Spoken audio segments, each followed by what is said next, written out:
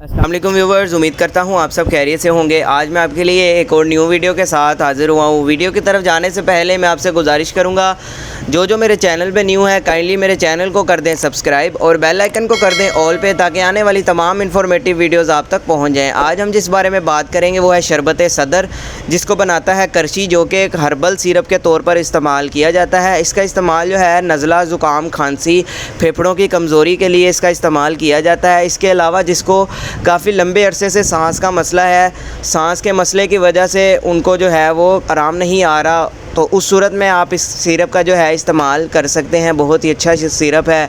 इसके अलावा मैं आपको बताता चलूँ, जिनको लंबे अरसे से जो है वो छाती में उनका रेशा है, फेफड़ों में रेशा है, वो जाता नहीं है, ख़त्म नहीं हो रहा, वक्ती तौर पर आराम आता है, कोई भी मेडिसिन लेते हैं लेकिन फिर जो है उनको तकलीफ़ देखने को मिलती है, तो उस सूरत में आप इसका जो है इस्तेमाल कर सकते हैं। इसको इस्तेमाल करें, इंशाल्लाह आपका जो है वो पुराने से पुरानी खांसी भी और उसके अलावा आपका जो छाती में रेशा होता है वो भी इंशाल्लाह इससे ख़त्म हो जाएगा।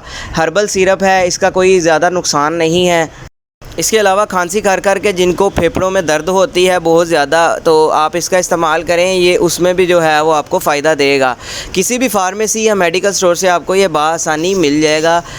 अगर हम इसके इस्तेमाल की बात करें तो आप इसका इस्तेमाल जो है वो बड़ों के लिए 3 चम्मच आप दिन में 3 दफ़ा ले सकते हैं। इसके अलावा जो बच्चे हैं छोटे, उनके लिए इसका इस्तेमाल जो है चाय वाला चम्मच आप करवा सकते हैं। मैं उम्मीद करता हूं कि आपको ये मेरी छोटी सी वीडियो पसंद आई होगी। अगर आपको मेरी वीडियो पसंद आई हो तो वीडियो को लाइक लाजमी करें, शेयर करें और चैनल को सब्सक्राइब लाजमी करें, ताकि आने वाली तमाम इन्फॉर्मेटिव वीडियोज़ आप तक पहुंच जाएं। शुक्रिया।